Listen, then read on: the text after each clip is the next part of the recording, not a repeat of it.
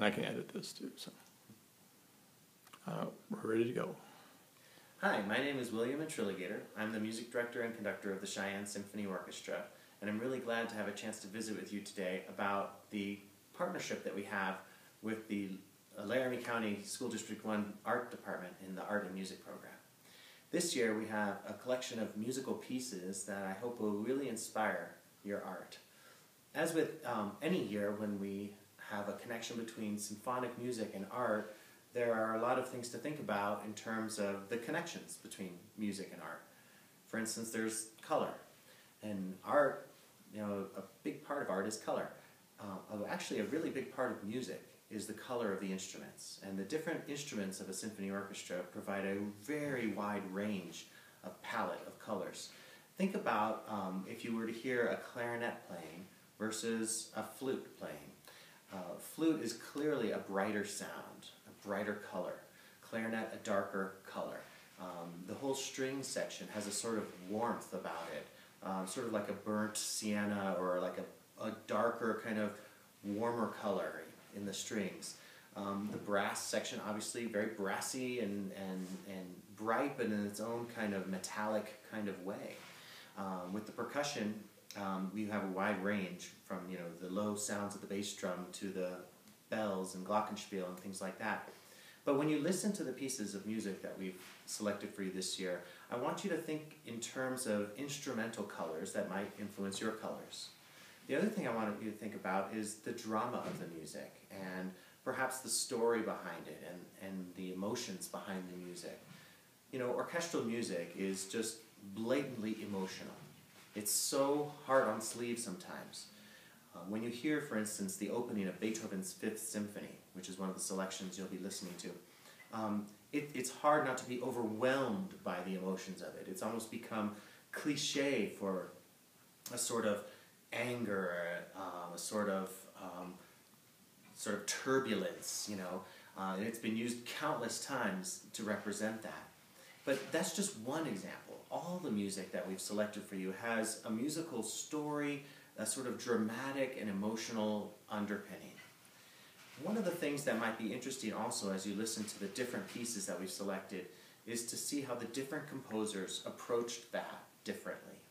We have three composers for you this time. We have Beethoven, Prokofiev, who was a composer from the Soviet Union in the early 20th century, and Mendelssohn, who was, like Beethoven, a German composer in the 1800s. Came a little bit after Mendelssohn came a little bit after Beethoven. Now, Mendelssohn had a certain type of temperament. He was really a classicist, meaning that he didn't like going to extremes. He liked things to be well-shaped, the forms to be balanced and symmetrical. Within his music, that was a very clear concern for him. But yet he grew up in the age of the early Romantic period. If you can think of in art, like Caspar David Friedrich would be an artist, a sort of contemporary of Mendelssohn's, where you have the idea of perhaps the lonely artist and nature with a moon in the sky, or looking out over the cloud of fogs, looking over a whole sea of fog, something like that. So despite Mendelssohn's classical training, he had this sort of romantic, dramatic sense about him. And in the Violin Concerto, which is the piece that we've offered for you to listen to and be inspired to make art out of, you have the solo violin with the orchestra as an accompaniment. And the violin gets to play a very exciting and quite joyous role in this piece. But those emotions are sort of kept in a contained box of the world that would have been sort of normal for Mendelssohn. There are a few times in Mendelssohn's pieces, but not really this piece, where he just really gets unbuttoned and really goes wild. In this piece, he tries to have the energy and excitement in a very sort of contained way. So that might translate in your art in one way or another, whether it be the forms, the lines, the symmetry, or something like that. But there's drama in there too, but it's very contained. Now, as a sort of example of something different from that, Prokofiev, who one of the other composers we're offering here, he wrote his classical symphony when he was still very, very young. I think he may have been in his early 20s. And already at that age, he was known for being a rebel who broke all the rules. So starting even in his teenage years, he was this wild child, the sort of bad boy of classical music in the early 1900s. He was a tremendous pianist, and he played piano and wrote his own pieces at the piano. And he wrote these pieces that were incredibly difficult to play and sort of harsh, mechanical, very tuneful, very melodious, but sort of harsh in a way. He sort of echoed some of the industrial advancements and technological advancements at the time by having a certain mechanical, like I said, quality to his works. So already at an early age, he was this musical bad boy with an international reputation. And then in his 20s, he decides he's going to do something completely different and surprise people yet again by writing a piece that's very classical. Again, back to that word classical that I used to refer to Mendelssohn's music. So he wrote this piece called the Classical Symphony, and he purposely tried to write it in the style of one of the earlier composers like Mendelssohn or Haydn or Beethoven. And like those composers, he tried to use a very small orchestra, not the huge romantic or 20th century orchestras, but a smaller orchestra, and bring out a lot of colors within that orchestra, and have very sort of clean lines and transparent textures, not a lot of thick textures, but more going for transparency and lightness. And so it's not very heavy, it's not very thick, but there's a certain quality about it still that's very Prokofiev. It has those wonderful melodies that he's known for. It has a certain kind of bad boy quality in that there are these little things that he does to make it sort of like the music did something wrong. But it's not wrong. It's sort of his way of doing a musical joke. So the piece is really kind of full of musical jokes. As a whole, this symphony is only 15 minutes long. That's sort of the length of one part of a regular symphony by another composer, even by some of other Prokofiev symphonies. So it's a very short piece. The middle movements are especially short. The third and fourth movements actually are especially short. They have a sort of dance-like quality to them. There's a slow ballet for the second part, the second movement, a sort of romping Russian dance for the third part, and then just a wild, fast, fun dance for the final section. So there are four movements to the Prokofiev symphony. Now, the other composer, we've talked about Mendelssohn and Prokofiev. The last composer is Beethoven. He's a name who's familiar to many of you.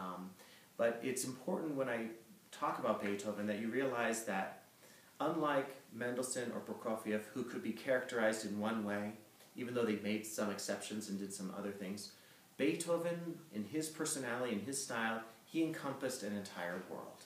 It's amazing what is in his music.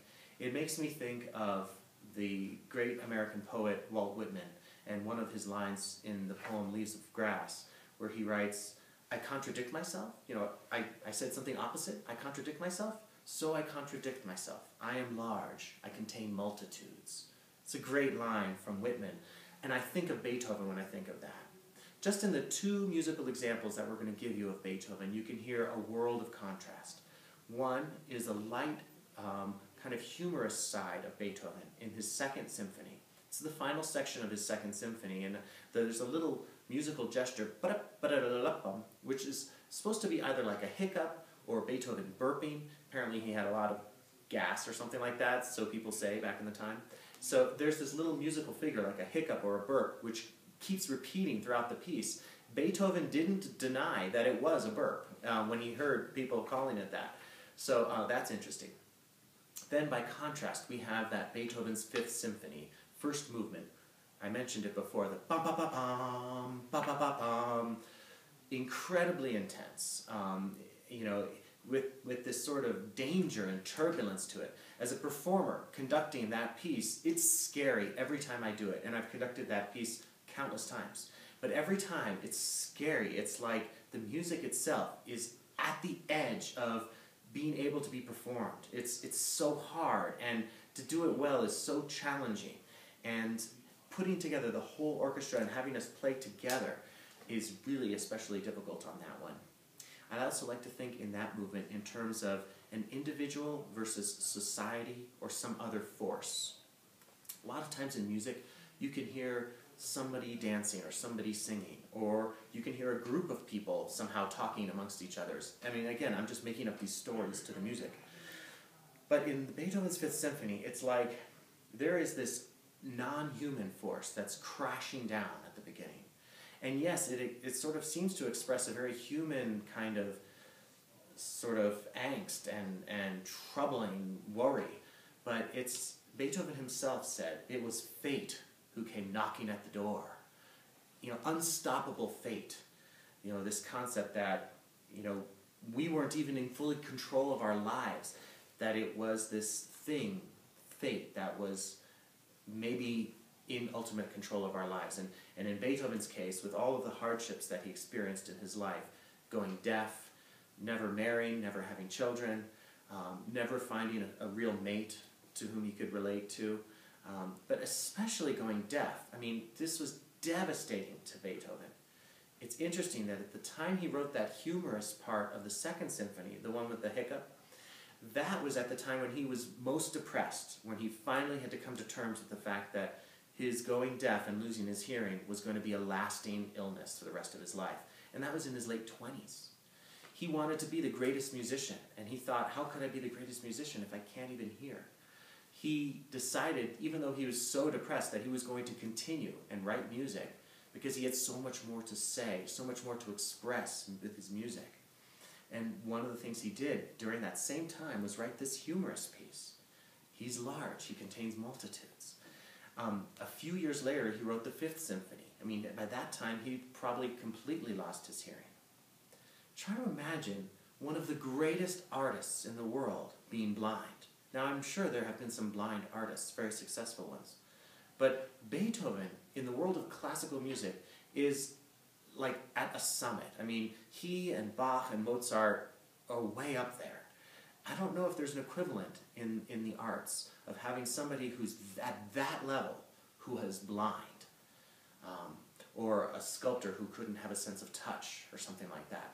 I don't think there's an equivalent like that. It's amazing what he was able to do. He really, in his music, tried to give hope to all of us, everybody else. He tried to say, look, if you think your life is bad, look at me. And I am still celebrating life and joy and love and humanity. And he was saying, these are all the things we should be living for. So when you listen to Beethoven's music, there is intense passion behind it. And there's a drama and there's a story, and you need to know about his personal life. And that will influence perhaps the art that you create out of it. Thank you so much for listening.